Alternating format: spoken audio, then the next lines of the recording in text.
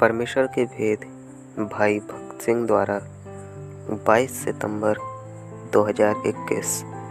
इन सब बातों में हम उसके द्वारा जयवंत से भी बढ़कर हैं। रोमियो 8 अध्याय का 37 पद। इजराइलियों ने 2 व्यूह रचना के द्वारा विजय प्राप्त की।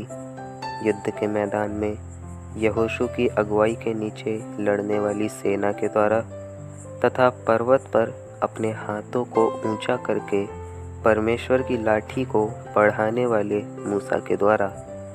मूसा के हाथ में दी लाठी परमेश्वर के अधिकार को सूचित करती है।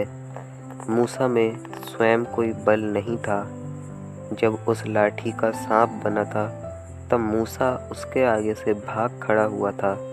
उसी प्रकार वो बलहीन था, परंतु उस दिन से उसने जो कुछ किया वो परमेश्वर की सामर्थ्य के द्वारा ही था।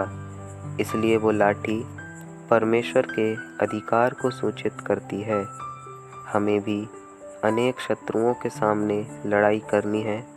हमारा सबसे बुरा शत्रु हमारा शरीर और हम स्वयं हैं। उसमें से ही बुरी लालसाएं, धिक्कार, शत्रुता, ईर्ष्या इत्यादि आती है और हमारे जीवन में सिर्फ शिकस्त लाती है।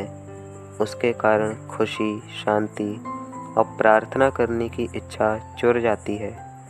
हम लोग जब तन्हाई की दशा में बिना संगति के होते हैं तब संगति का अभाव आत्मिक निर्बलता को लाता है। इसलिए शैतान परमेश्वर के लोगों को संगति से दूर रखने के लिए प्रयत्न करता है।